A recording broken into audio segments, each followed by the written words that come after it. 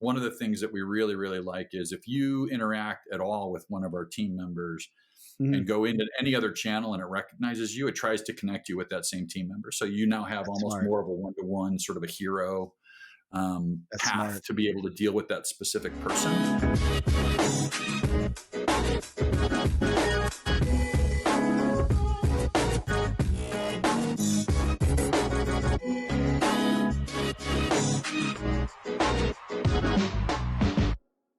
Sean, how you doing, sir? Good. How are you? Doing well, doing well. We were just having a little pre-recording chatter, and it felt like the podcast already, so I wanted to jump in. Feels like we're old fraternity brothers or something. Yeah, yeah. So how you're out in Salt Lake? We were talking about this as well a little bit beforehand, but I hear that Silicon Valley is kind of fleeing to Utah in droves. I don't know about How's droves, that but going for you? we're feeling it a little bit. We're getting every now and then you hear a story about some senior person or a team or a company, coming and sort of putting building an outpost out here. I mean, the team that's not the team, but there's a number of businesses they like to refer to themselves as Silicon Slopes, right? So you're in the Park City area, you're down in Utah County. There's a lot of really cool B2B SaaS companies that are based down there. Companies like Weave and Domo and so many others, really all started with the Omniture group that got bought up by Adobe. So it's a fun place to do business. I mean, there's a lot of talent here, Mhm. not unlike Austin, Yeah. right? I mean, it's you get these pockets of talent and specialized expertise that you can really sort of tap into as Yeah. an employer. Yeah. So Yeah, I've had a few companies based in Utah that were looking to hire, and a couple times I was looking for like PHP developers in Utah. I was like, it was like the first time I did that particular kind of search. I was like, holy cow. All this yeah, yeah. it's like I stumbled upon that hotspot.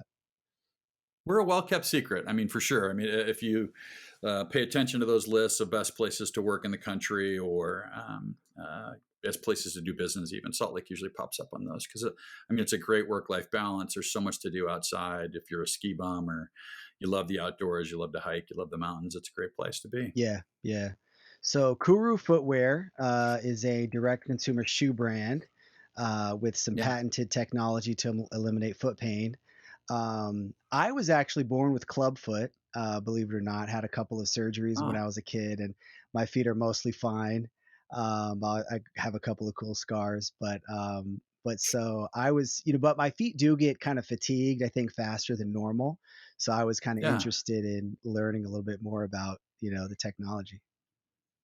Yeah. So our CEO started the business. It actually got founded on the back of a business plan contest at the University of Utah back in 2006. So Oh, really? the company proper, the company proper started in '08, and there's an entrepreneurial institute that's hooked into the University of Utah called the Lassonde Entrepreneurial Institute. And our CEO Brett Rasmussen entered a business plan contest back in '06, kind of through his brother. His brother was still a U student, and Brett partnered with his brother and another couple of guys, and they actually won the grand prize in 2006. So that he took that money, raised a little bit of extra funds, and went off and started doing research and started doing work and started kind of trying to apply. He always wanted to be an entrepreneur, and part of the fun little backstory of the business is we have drawings from when he was in like fifth grade Really? of a shoe catalog with strike through pricing. Yeah, I mean, it's sort of part of the old company narrative. So he was probably 13 or 14 when he was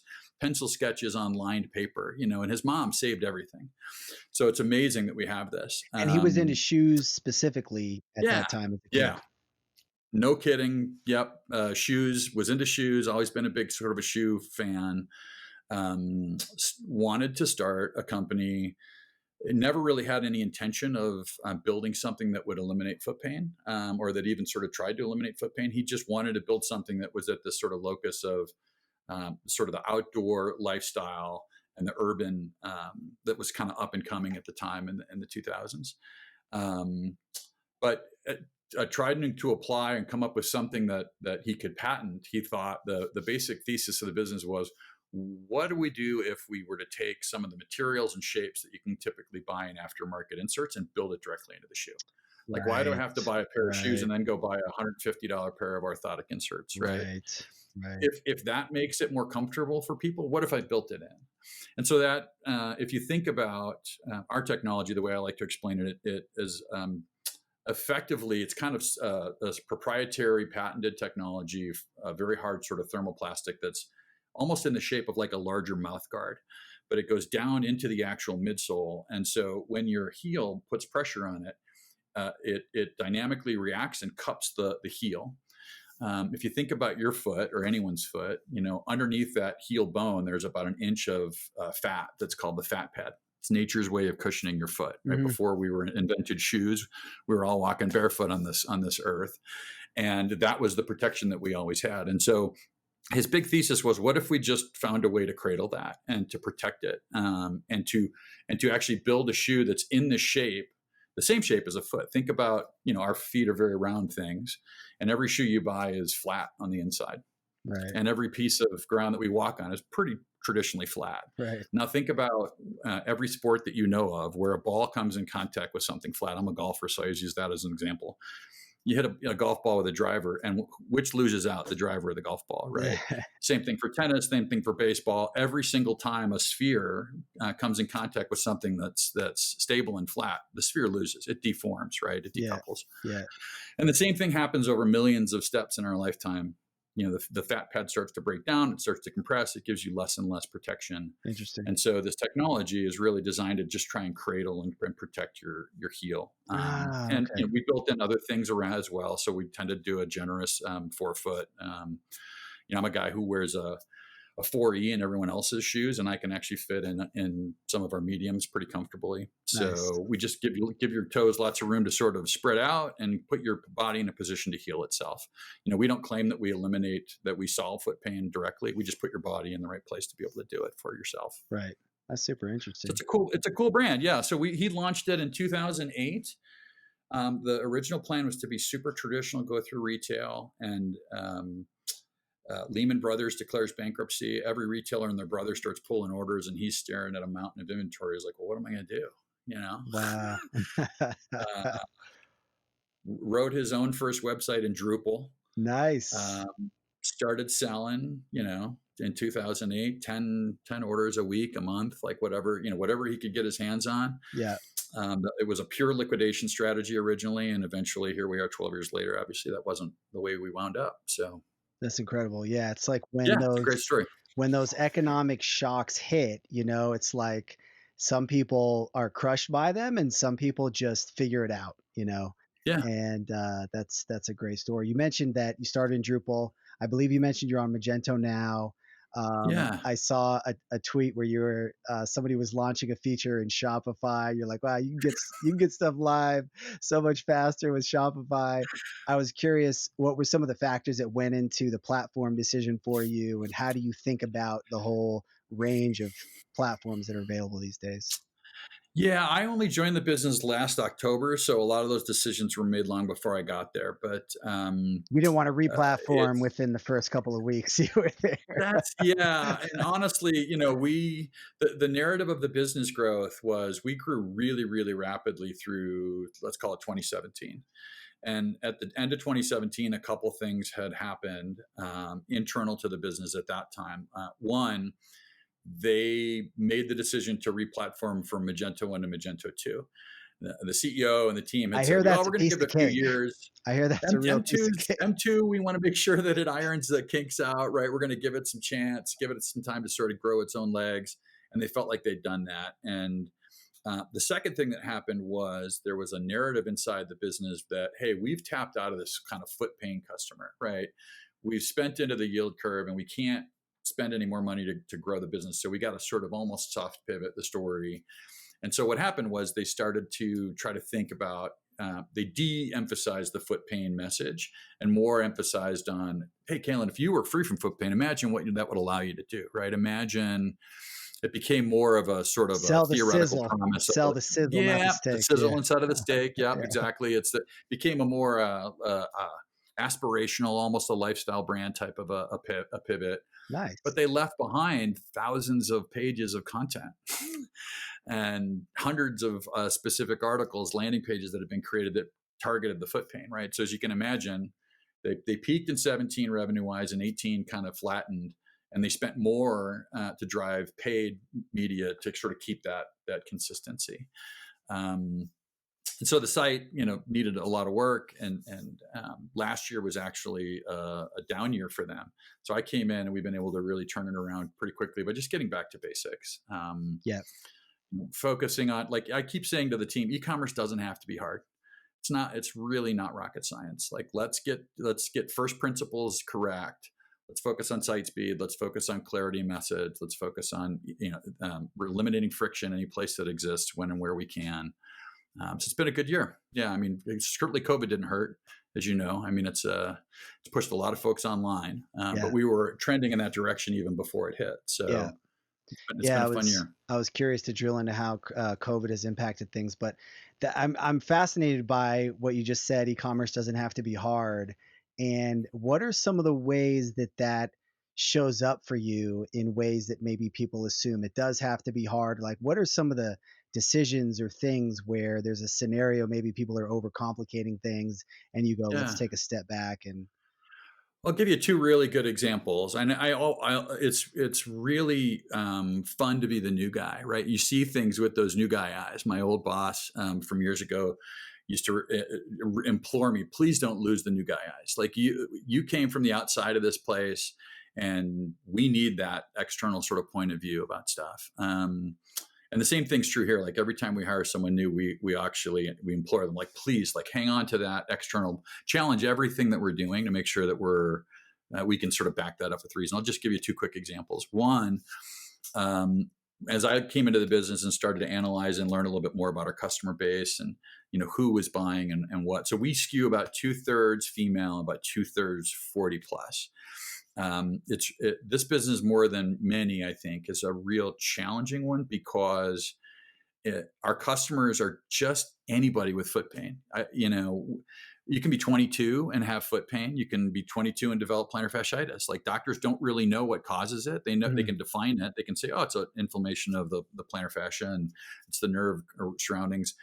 They still don't really know what directly causes it. And so I keep telling my CEO, like, the only thing our customers have in common is they all have 2 feet and one of them hurts, man. Like it just doesn't matter where you live, what you look like, how much money you make, what your psychographic profile is. It just doesn't matter.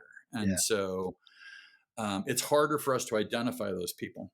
But back to the quick win was when you think about our customer base as being 40 plus, I got in and started navigating the site. It's like our font is really small.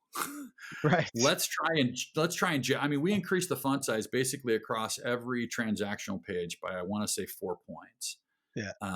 Maybe more. I can't remember the specifics, but conversion rate immediately went up. It's like, hey, go figure. When people can actually read things, it's easier for them to do business with us, right? Yeah. The second big decision was when COVID hit, we decided to put a persistent bar at the top, and we never actually messaged anything COVID related. There was this, big, and remember back 6 months ago, like, oh, are you still shipping? Or, all this sort of confusion of what was going on.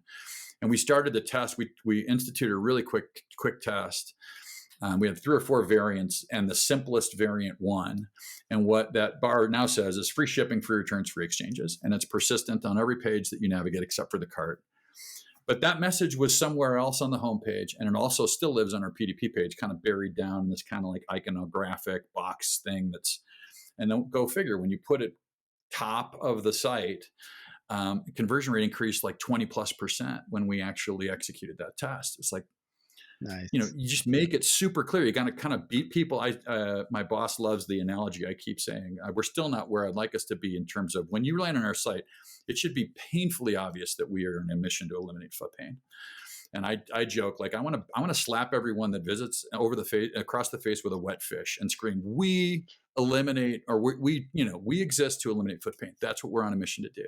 Yeah. And we're still not there yet. But when you landed on the site a year ago, the lead was completely buried. If you go and read our product reviews, every single customer screams that out, like, oh my gosh, I tried everything else before I tried this and it works. And I can't believe it.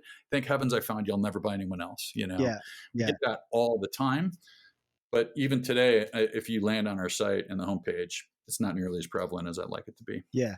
I think it was for somebody that was coming to the site with fresh eyes myself. I think that did pop out pretty quickly to me. I mean, I was Good. granted going in and trying to understand things and stuff like that. I wasn't just like a casual surfer, but what kind of dog you got, by the way? Yeah, it's sorry, I can't control No the worries. delivery schedule, but yeah, No there's a worries. couple of them. They're both mixed breed rescues, and they feed Nice. off of each other the minute it happens. It's like Nice. no. I've been thinking about I have a yellow lab. She'll be 3 soon, and I've been thinking about whether I should get another one so she has like a buddy. Yep. And I had her since she was a puppy, and she was absolutely adorable, but just a ton of work. So I keep thinking about. I've been taking her to the dog park a lot lately, which she has a Yeah. lot of Yeah. fun. Um, Yeah, we're out here in the boonies, so we've got some room, and we love to get them running and expending a lot of energy. But the one guy, the Barker, is a boxer and black lab mix, but he looks kind of like a pit bull. He's a little short, stocky guy, uh-huh. big head, big blocky head, black and white. He's a Yeah. pain, but he's my buddy, Yeah, definitely. yeah. I love how transparent you are about like you were, just as we've been talking, you've been talking about revenue things and different things like that. And one of the things I think about a lot, I'm used to being in kind of the vendor ecosystem within Sure. e-commerce, development agencies, SaaS companies. And I sort of wonder why people on the brand side, the retail side, tend to be like I have a buddy I was talking to recently. We're having this great conversation about manufacturing, all sorts of stuff. And I was like, man, it'd be fun to have you on the podcast. And he was like, no, no, we can't, I can't talk, I can't talk about like, there's a hesitation to talk about things. And I Yeah. understand that as a vendor, when you're putting out content, being transparent, that's also marketing, right? Yeah. And so I get that, but I'm curious if it's just a mindset shift or the reasons why you tend to be more transparent, talk about the tools you're looking into and the things that you're doing with the business and stuff like that. Yeah, I mean, I agree with you. I think as on the SaaS on the B2B side, it's marketing, right? It's brilliant for the Common Thread Collective guys to be sharing case studies. I mean, it's just so smart. Podcasts, the same thing, right? I mean, it's a way to do content marketing really well. I do it because for a couple of reasons. Well, one, there's a line that we don't cross in terms of being as private as we are. We don't share specifics in terms of revenue or Right. margin or anything like that. But if we're talking about a baseline improvement, I can speak to those kind of things all day long, and I sort of know where that line exists, and so I try to limit it to that kind of conversation. Two, I think my goal is to hire the best people that I can all the time, Hmm. and so whether those people are here in Salt Lake City or whether I can attract people from across the country and bring them here. I mean, my ecom manager is a guy who relocated here from Tampa. We found him. He's a great fit. He's a stone cold killer. He's just helping us so much in terms of the amount of work the throughput, right? The work we're able to get done. Right. And so I want people to learn about the brand. I joke all the time. I feel like KURU is one of the best kept secrets in Salt Lake City. Salt Lake City is filled with really great tech companies. And again, more in that B2B SaaS. We were talking a little bit before we started the podcast.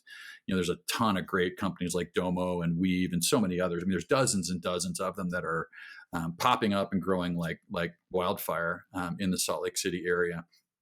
E-commerce, especially direct to consumer, there's a couple. There's Taft, there's Purple, there's a few folks like that are around, but we don't get a lot of the attention that those other sort of big players do. We're not out raising massive funding rounds. I mean, that's not why I'm sharing, because we have no interest in that. We're really happy with the way things are going right now. But that talent acquisition piece, we're having those conversations right now as a leadership group around like, what is our employment and experience, our EX sort of strategy. And my version of events is I want us to become an employer of choice in the Valley and across at least the western part, west of the Mississippi, let's say. Hmm. I want to be able to suck people in from everywhere, find the most talented people, bring them to work for us, and hopefully have them 20 years from now look back and go, that was the best job I ever had. Like, to Yeah. me, that's my strategy from an employee experience perspective. I want Yeah. to treat people with dignity and respect and challenge them and push them, but also give them great growth opportunities. That's I feel huge. like that's as a manager, that's my job, is to develop people so they're ready to take the next step in their career. And sometimes that might be outside the house. It's not even part of KURU, but those things happen. And if it happens, it's like you get a high five from me. Let's stay in touch. Speak well of us to anyone else that might be interested in coming in, and let's stay in touch. Let's go Yeah. golfing. Let's have a Yeah. drink, let's Yeah. have lunch and keep those relationships alive, because I can't tell you the number of people that I've like referred to my former companies, and vice versa. I've been lucky enough to take or to bring top performers to work for me a second time, that they were willing to relocate across the country. Yeah. Yeah. If you just do those, I think sharing that information gives you a platform, right? Yeah. And if you're consistent about it, you get to be known over time as someone who is X or Y or Z, or sort of whatever that expertise level is.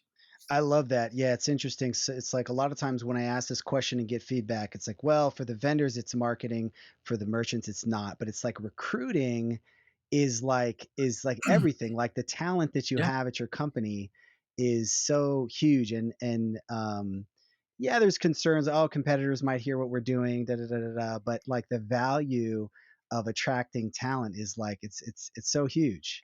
Yeah. Um, it's funny that And look, if yeah, you can define what we're doing and you want to copy it, like there's so many tools out there for you to go be able to do that. I can't stop yeah. you from doing that. To It's me, an that all boils up abundance to mindset. execution. Yeah, Yeah, it's yeah, everything's in the execution, right? A good ideas. It's not that they're not a dime a dozen, because good ideas are great, but it all boils up to the execution. You yeah, can be jealous of what we're doing in the paid search space, but if you have the ability to actually go replicate it, that's great. Like yeah, that competitive fire is going to be there, and we should all yeah, be testing out everything all the time and yeah, finding the things that work, right? yeah. It's funny you mentioned purple because I also saw you posted about frequency caps for some ads that you were seeing, and that you Oh were my seeing gosh, like an ad like 52 times in a week or something like yeah, that. it's The emotive, yeah, purple mattress ads, when I was doing some like I was building a shed or something like that, so I was searching on YouTube. And yeah. these ads, man, I would see them all the time. It's They're just clearly in their demographic set. Yeah. yeah, I was like, guys, I don't need a mattress. I'm good. I'm good. But Yeah, that was a fun experiment. SMS platforms are just popping up everywhere, right? And I just kept, and it had been going on for months. And finally, I'm like, I can't handle it anymore. So I just decided to track. I actually did a screen grab of every single time I saw an ad for this one platform. It was like, oh my gosh, it's just too much. Like yeah, it yeah, was 4 or 5 times a day for that whole week. And then when I yeah. tweeted about it, it all stopped. So I don't know. Like, did they figure? They're Maybe I need watching. to do that more frequently. Are you getting into, I know SMS marketing is real hot and right now. Are you getting into that? What are your thoughts on that? We're not. I have we're one of those weird They brands should have that just shown you that ad one more time. would have pushed me over the edge. I We're not a heavy discounting brand. We're one of those brands that believes in selling the value. Yeah, In fact, I removed the discount box from our checkout flow. You cannot input a discount code any longer at KURU I love it. Footwear. So, my way of dealing with that, I actually wanted to replace it with some language that said something like "always the best price," like no coupon I love that. required. Yeah, I So love that. every customer that comes by our site, we're going to have the same promotion for everybody. You're not going to get treated special. I don't want you going off and running searches for KURU coupons, hitting some crappy affiliate like Retail Me Not that I don't do business with anyway, where someone's trying to crowdsource a coupon to get a better deal. Like you're never going to get that better deal anymore. Yeah, Um, so, we prefer to work with affiliates who are content creators. And so the question that I always ask every time people use SMS is, oh my gosh, SMS is so great. It's so great. It's like, okay, well, what are you doing? Like, and every single time it's an discount. offer, it's a promo, it's a discount, it's something, and so it's like, well, I'm not convinced. I think from a transactional perspective, it's great. Like if I want to share, we should, and we don't today, we should have that option for you to choose. Like, what's the best way for us to communicate with you? You want to Right. get shipping notifications, all that stuff in Messenger, in SMS, and email. We'll put it wherever you want it to be. We're not that sophisticated yet, but it's tempting. I was listening to a podcast the other day about, I think it's a Live Recover that does actually live human Yeah, based sort of yeah, SMS. Like there's a chance to inject the brand voice in that. Like that's somewhat tempting right now. yeah, yeah, But we've got so much other stuff to fix right now. yeah, As I've told my boss when I joined a year ago, like I'm thinking of the business in 3 phases, and we're still in the middle of phase 1, which is just fixed digital. Yeah. So a lot of work Yeah. yet to be done there. Yeah, actually, I'm going to have Dennis on the podcast soon. He's the founder of Live Recover, and Yeah, yeah, I had seen just I think this morning or yesterday, I saw one of their ads that they were running, and I thought, because I built an email marketing software that got acquired, and so I've thought a lot about writing short and sweet copy. And I yeah, liked the way they did it. Even the way they mentioned the discount was like a little subtle. It was like, do you want me to see if I can get you a discount, as opposed to click here for 50, percent. So yeah, I liked some of the elements of it. The human powered aspect of it is kind of interesting yeah. as well. But I love what you're doing with avoiding the discounts. I mean, that can just be a race to the bottom so quickly. I heard the recent podcast with Andrew Ferris and Taylor over at the 4x400 guys were talking about, is a discount a race to the bottom? It's kind of a follow up to a tweet that I think Nate had put out there, digital and native, and we don't do it. And I got involved in that thread as well. Like, we don't do it, but I'm open to testing if we have the right way to track it. I'm just not convinced. The way we do have a clearance center on the site today, and the way we're having this conversation internally, I like to use the clearance center to manage inventory levels. If we're heavy in something that we don't need that much inventory, we overbought. We now instituted a new sort of limited edition philosophy. So our core styles, we've got our core colorways in those styles that we know we're always going to have. The black, men's Atom is a great example. It's always going to be there. And so I've in this past year being with the business, actually this week is my 1-year anniversary. Congratulations. We've thank you.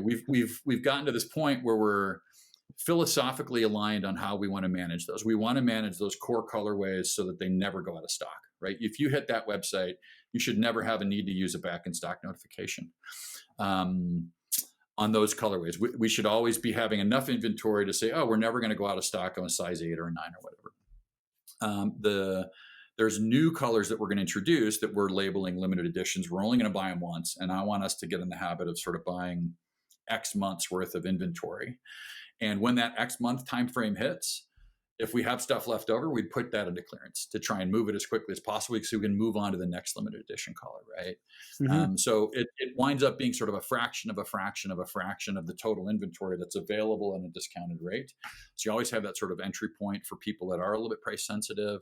So if they come to if you go to today, I think there's 6 women's shoes and 2 or 3 men's shoes at the clearance center, and they're pretty broken in terms of the size run, right? So it gets people in the habit of coming back to the site if they see a color that they like. Right. Gets them in the habit of paying full price. If they like it now, you better get it because it's not coming back. Right. But if you want to tempt fate, you can wait it out and see what happens, right? Maybe it'll be available in your size. It's a little bit of a roll of the dice. We'll see. Right.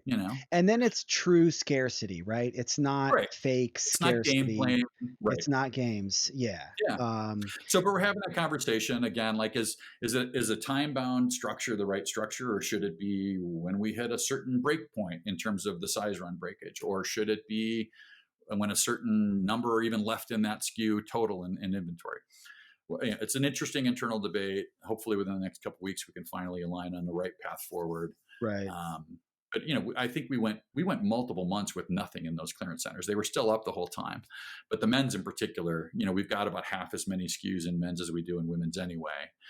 I think there were 6 months where we had no men's shoes on discount.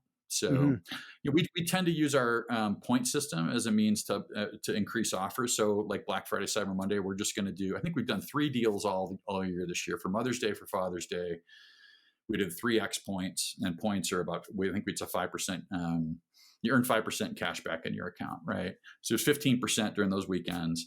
And then Memorial Day, we did 10% off our dress shoes. It didn't even really move the needle. Those are things that we don't sell really quick. We're not a dress shoe company right now. We're a vast majority of our inventory is in sneakers and casual wear, and Is it complicated to do dress shoes? Because I feel like dress shoes, you'd be more likely to have foot pain with dress shoes or work shoes. Like, is that a difficult category to get into?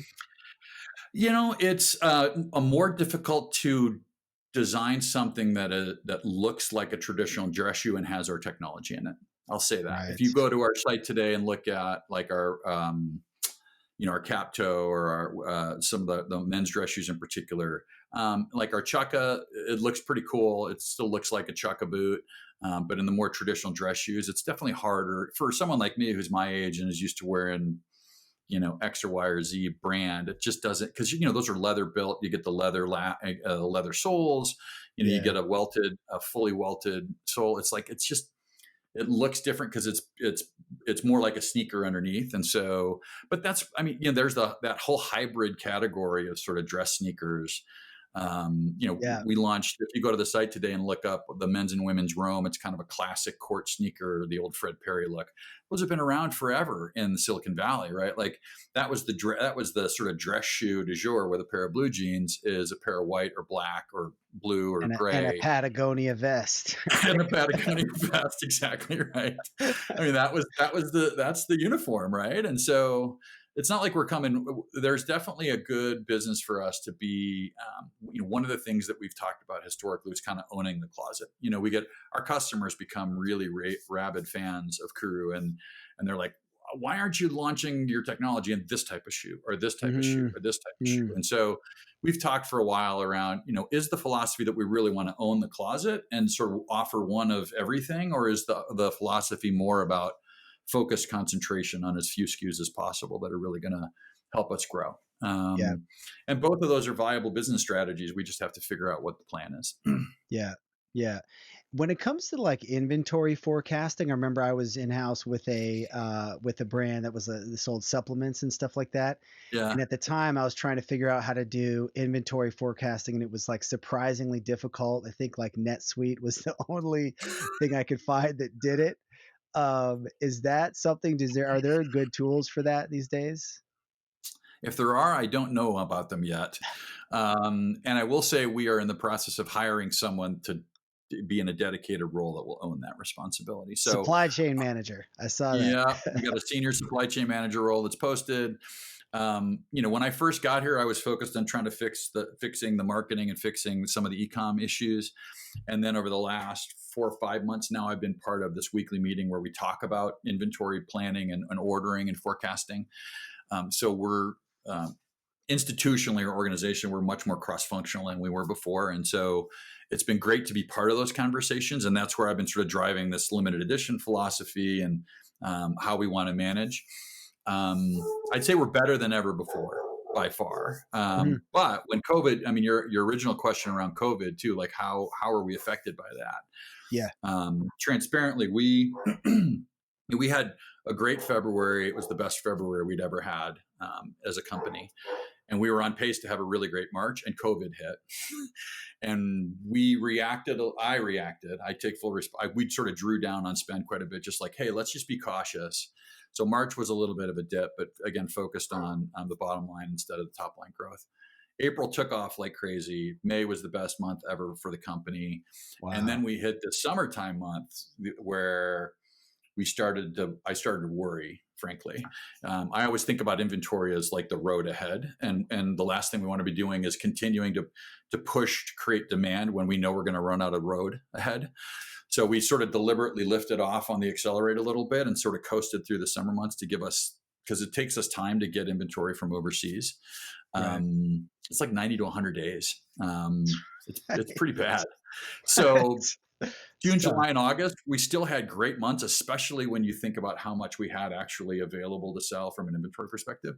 And now it's back, pedal to the metal, just slammed. If you been to the site, you're going to start seeing all kind of stuff on Facebook and YouTube, and we're going to retarget the heck out of you. But so we're spending everywhere to kind of continue to really drive. This month's a killer month. I'm really looking forward to finishing out the year strong through Q4. But that was a real learning for me of like, where do you turn stuff off? We actually turned Facebook completely off for a couple of weeks. Because we were, the thought was, why would you pay to create demand you can't satisfy, right? It just doesn't make any sense at all. And so by doing that, we got to learn really directly what other channels Facebook was influencing and to what degree they were influencing it. This is great. It's been a killer year in terms of learnings for us. Yeah. When it comes to supply chain, do you see do you see things with the economic and political situation? Do you see things reshuffling? I know some supply chain is going from China to Vietnam, that kind of a thing. Do you see things shifting significantly, or is it like, hey, things once things kind of went back to normal demand wise, brands like you guys would kind of fire back up with the existing supply chain? Yeah, we actually had been in the process of diversifying our supply chain before this hit. I wasn't part of all of those conversations, but we're in the process of actually spinning up a new factory relationship in Vietnam. The challenge Okay. there is it actually it creates another 10 days on the water to get to Hong Kong to get here. So it's, you know, it's the dynamics are super interesting, right? I keep Yeah. me being I have no footwear experience at all, and so I come into business. I'm like, hey, can't we get these made somewhere else? Like, can we go to Mexico and have these Can we made? like 3D print these or something? Can we do it anywhere else other than where it is? Just because if I want to order, a replenishment of X colorway, it just takes forever, right? If we missed the boat and forgot to do something, or Yeah. um, it's a harsh mistress. I mean, you get penalized quickly, right? If you're not really on the forefront of leading that. And so the Yeah. way I keep thinking about it, and I'm not sure I'm right about it, but my simple guy mind is like, I think of it as a waveform, right? So, oh, inventory is high, now it's low. Let's place a big reorder, and then it goes high again. And I want to just kind of do this. I want to have many more frequent orders of smaller batch quantities, and constantly Right. be trying to predict and learn from what just happened from a demand perspective. Oh, the thing I keep thinking about for next year is when we go and start pushing into new channels. Let's say I can effectuate a 25% increase in demand. I can't just turn that on. It's going to put Yeah. us right back where we were in June and July, right? Like what if we go do radio spots, or we do podcast sponsorships, or whatever we're going to do? I have to be responsible about the pacing of when we start to roll that out, so we can let inventory catch up to that increase in demand, right? We can't Yeah. just do a Yeah. nationwide thing, and it's not a good use of funds and resources. Yeah. And I keep wondering, like, I know nothing about manufacturing, anything like that, but I keep wondering, like, when is like 3D printing, gonna be possible at some sort of scale? Like you're talking about these smaller batches, and like it's got to happen at some point. Maybe it's 50 years out. I have no idea. yeah, I don't know. I just I wish I knew. And even here's the other fun story that I get told a lot. Again, I haven't been over there to watch it myself, but we're now hiring a lot of people from within the footwear space, and obviously our CEO has been doing this for a long time, and he talks to a ton of people who are really tapped in. And the story that I keep hearing, I'm not going to name the specific name, but one of the major, let's call them tier two manufacturers in the sneaker market, making all of their shoes, one of their best selling shoes in China, and they migrated manufacturing to a new facility in Vietnam, owned by the same parent. China sent over all their top employees to Vietnam to make sure it went well, and they still didn't get it right. It took a year for the fitment, Wow. the sizing, for everything to all the sort of errors and things like that to kind of get worked out. Like, Right. footwear is just one of this really weird things where you think, it's just a half a size, right? A half a size is like the length of when you stack four credit cards on top of each other. It's 4 millimeters. That's a half a size. And if I Right. put one half size different on your feet, you would absolutely immediately know whether it fit right or not. Right. And so, Right. like, Right. nailing the fit and nailing the manufacturing process and doing it even across if you had sourcing in two different factories, especially in two different countries, for a shoe you're calling the same thing, it's sixes whether they come out the same. And so Yeah. now imagine try to do that with a 3D printer, right? Instead of a more industrialized Right. manufacturing process that is in theory all the same, right? So Yeah. Yeah. I don't know what I don't know about it, but it's a fascinating business, man. It I'm is. having so Yeah. much fun digging in and learning about it myself. That's awesome. You kind of touched on this a little bit, talking about kind of cross departmental, improving kind of the way your departments speak to each other. And you'd posted about your customer team talking regularly with your product team, and being excited about that. How do you get those dialogues going between the teams? And what are some of the benefits that you're seeing? That's a great question. It was, at the end of the day, the way we've done it is it's great that the customer team reports to me, so I can just ask them, hey, let's get back in the habit. So there's the first part of the management process is managing them to make sure that they're capturing and having those conversations. They have them all the time. When I arrived, I think those barriers were pretty well established and things were happening in silos. And they tried sort of capturing that data and forwarding it along, but it wasn't being used. And so they stopped doing it. Right. And so I think it's the first thing is to model it personally and model it in my team on the marketing and e-com side. And so we actually created, I feel like I'm running this whole business on a bunch of Google Sheets at this point, but we created a new Google Sheet. No one inside of KURU is going to be surprised that that's the answer. And inside that sheet, there's multiple tabs, and we've got those frontline folks that you mentioned, right? They're dealing with people in chat and SMS and email and social and phone, and that's a great place for us to have to capture that feedback from customers. And so we have a product tab where they capture product feedback. And then on the e-com side, we have a different, we have a bugs channel inside of Slack. So anytime anything goes wrong, it gets reported through a customer, like that gets visibility immediately. My team accepts it, immediately actions it, and then, reports back when it's been done and reports back what they found. So that's been super helpful in sort of setting that stage around, hey, we're reactive to this kind of feedback and we want it. And thank you for bringing it to our attention because it helps us get better. So that's the first step. Then we create another tab in that Google Sheet for when that same team has ideas for how we can improve the website, right? So they'll say, wow, have you thought about this new category? Or what about this other thing? Or, when you click between colors, sometimes the image doesn't swap correctly. It's like, oh my gosh, that's a known bug. Thanks for reporting it. We're going to fix that soon. We got a project in the queue. We got the development team looking at it, whatever it is. And so we owe them the feedback and constantly saying, hey, thanks for that idea. Let's go. We're going to prioritize it. And sometimes the answer is we're not going to do that. But let's be transparent about why we're not going to do it, and don't treat them like kindergartners, right? It's like treat them like adults that are bringing valuable ideas to the business. And I think you'd be surprised what you'd get out of a team like that. And so that's created that level of engagement. And now, me as SVP, I come in and I say, hey, product team, here's these 50 ideas that we spent lots and lots of time gathering from our customers, and we've quantified it for you.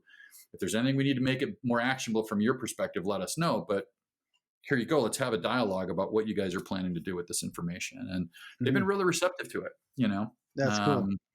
So if you model it first and then you sort of dog food it a little bit on your own team of like, hey, we want that feedback. We want to get better. And that starts to create a whole sort of culture inside the business where everybody's thinking about that in the same way. Yeah.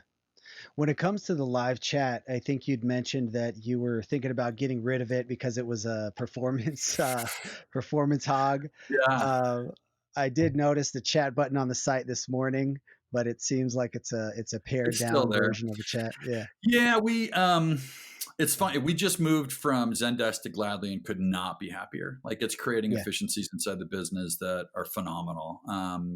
My head of CX did a full evaluation of everybody in that space, concluded that Gladly, and then managed the migration. I mean, it went as smoothly as anything like that I've ever seen. And so kudos to him. He's doing a great job. And that whole team is doing a great job as well. Got a lot of reporting in there. I think there's a whole site speed initiative we're going to be focused on for next year where I do want to revisit that chat. Like, what are the triggers? Do we just move to a full SMS based, conversation where it's like, it's persistent. It doesn't pop proactively. But if you need to message someone, and then we manage SMS as though it's chat, it's real time, right? We staff it so that if you're going to send us a message, we're going to answer you right away. What would we lose? And how do we then get those more frequently asked questions that we don't have to have a human interaction, that we can get you the same answer? That's sort of the sidekick, I think they call it in Gladly, the little widget that says when you pop it up to chat, the first 4 or 5 things we sort of seed it were the most frequently asked questions. Like, hey, are you available in stores? No, we're not available in stores. Here's why. So we sort of cut out the middleman. Here's, we get a better product to you for less money. We do have a small corporate headquarter based sort of retail that sits in front of it. It's closed because COVID, right? So Right. I'm super interested in testing that and exploring it. Of like, would we lose anything if we got rid of chat completely? Yeah. who was talking about that recently? It was the beer brand guys. It's the same interview with Dennis. He mentioned the fact that Right. they're not doing any chat in his podcast. I was super interested to learn that. It's like I'd love to dig in with him and understand what he feels like they're losing from not having it on the site, because it's a great Yeah. performer for us. But man, if site speed matters to you everywhere, I've never seen one that's not a resource hog. Have you? Right. Right. That's a good question. I use Help Scout, but I really haven't drilled in as carefully as I probably should have on some of those performance issues. Yeah. Well, I But come from the yeah, SEO it's space, so I'm super like, it's site speed is like a major, yeah, major issue in my mind all the time. And yeah, I don't know. It's tempting. mm, It's very tempting to yeah, just turn it off and go SMS completely. yeah. What are some of the other things you like about Gladly over Zendesk for customer support? Some of the reporting has been excellent. A lot of the stuff that we were doing through Zendesk through a third-party plugin comes native to Gladly, and so that was a big part of the decision-making process. The scalability for us as we scale, and we've got pretty aggressive growth plans. Mhm, And if we get anywhere near where we're going to be, we want to be next year and the year after, it's going to be a lot cheaper. Zendesk mhm. looks better when you sort of look at it initially, but the minutes start Those to add up prices after a scale up. while. Yeah. Yeah, like that was a big part of the cost structure within Zen. We were super happy with Zen too. That was the thing. It's not like he was ready to sign another year, and I challenged him. I said, have you looked at everybody else? He's like, no, I really haven't. I said, well, maybe you should. Yeah. Yeah. And so here we Yeah. are a year later, and he's super happy. I mean, the team's very happy. The workflows that it creates. One of the things that we really, really like is if you interact at all with one of our team members and Mhm. go into any other channel and it recognizes you, it tries to connect you with that same team member. So you now have That's almost smart. more of a one-to-one sort of a hero That's path smart. to be able to deal with that specific person. I Yeah. love that. Yeah. Just as a consumer, when I'm in dealing with some other companies, whether it was faked or real, it felt real to me. So they handled it. Kudos to them. Yeah. But I recall specifically buying an electric guitar for my oldest for Christmas a couple years ago from Sweetwater, and the order confirmation email came from the person that I interacted with while I was asking some questions in chat. I was like, whoa, That's pretty cool. Yeah. yeah. And then, That's a cool. year later, he follows up. It's like, anything else you need? I'm like, oh man, that's great. Yeah, yeah, that is smart. I was recently getting some support for a budgeting app and is some email support, and then the person did a video response, and I was having a hard time reconciling my accounts. She did a video thing with her voice, voiceover express, Yeah, 6 minute video, and I then love it. another like seven. And I felt such a like connection. Like afterwards, I tweeted, I was like, "Oh, you were great," and I felt such a connection, especially with the hearing the voice of Yep. that one individual support rep that was It's helping it's out. what I've again listened to some really fascinating podcasts recently talking about that as well, and I was like, like that's really um, tempting to want to go test something like that. Like, is there a way to Yeah, get scale where we could have our team just record quick videos or audio voiceovers? Everyone had a new headshot created that's kind of on brand, having some fun with the shoes as part of their headshot. That's now injected in part. Every time we email from our customer team, you get that yeah, headshot. Just the whole personal, like putting a human to the face of the brand. It's just yeah, one of those things, especially it's part of our definite, brand ethos of who we want to be. We want to be human, yeah, human to human and one to one, more yeah, so than sort of big, huge corporate facade. It's not us. Hopefully it never will yeah, be. yeah. That actually ties in greatly to this last question I got for you. Yeah. You posted your favorite one of your favorite business quotes. Do what we love in the service of people who love what they do. Yeah. I love that, and I just want to know more about what that means to you. Yeah, I think it couples in, I've been doing this for a long time. I'm an old fuddy duddy, and you come to sort of accept these business principles as, the things that you've learned down through the years. And one of the things that I really loved was, I think it's Gallup that wants to now discover your strengths, a strengths finder, right? Of like this whole principle of don't try to solve things you're bad at yourself. Go hire and supplement that with other team members that are really good at it. But lean into your strengths, become really, really good at what you do. And that whole concept of being so human that, when you're working in, especially in sort of a startup driven, aggressive culture like we have at KURU, even though we're not a startup, we're 12 years old now, but you're going to work more. You're going to see those people in theory, if we were all working in an office, more than anyone other than your significant other or your family, right? You should Yeah. be able to build a team that really loves working together and loves being around each other and really gets along and challenges each other as well, but does it in a very professional way. And so I believe that every one of us should be focused on, and that it speaks to the customer connection that we have too, right? That's the one thing about KURU is we really do solve a specific job to be done for our customers. We hear every Mhm. single day, we get reviews that are like, "You changed my life." Like there's if that doesn't get you out of bed fired up, like wanting to help more people with foot pain, I don't know what will. Yeah. And it's a real pleasure and an honor to be able to work in a company that, especially coming in at this late stage, right, at 12 years in, and help Yeah. really take them to the next level. So I Yeah. want to hire people that have that same passion and that respect the team members cross-functionally, regardless of their function inside KURU.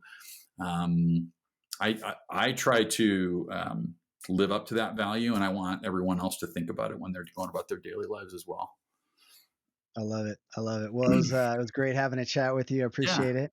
Thanks for the invite, man. It's great to Where's the connect. yeah, man. Where's the best place for people to find you online?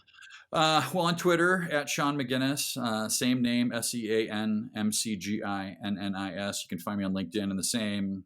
Facebook, I kind of limit to the personal connections, but if we've had a conversation, I'm never afraid to connect there either. But yeah, happy to always connect and help solve problems together. If anyone has a question or love to chat more.